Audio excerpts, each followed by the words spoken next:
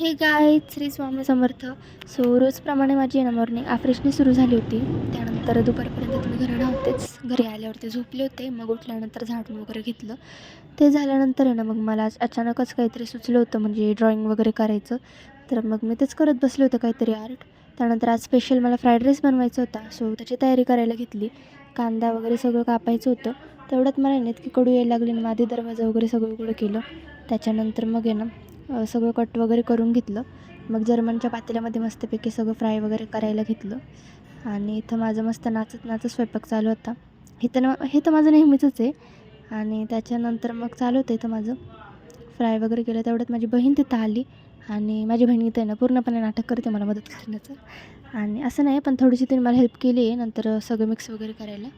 त्याच्यानंतर मग सगळं कांदा वगैरे माझा फ्राय झाला, तर मग त्याच्यामध्ये कोबी वगैरे टाकलं. कांदा फ्राय व्हायला ना मला थोडासा वेळच लागला. मग सगळं वेजेस वगैरे फ्राय झालं ना, इथे ना तुम्हाला आता डायरेक्ट माझा फ्राईड राईस दिसणार आहे. आणि खरंच खूप छान झालं होतं. मग जेवण वगैरे करून घेतलं आणि मग जरा वेळ अभ्यास केला. आणि आता आहे ना उद्या तर संडे होता, त्याच्यामुळे मी एकदम निवांत होते.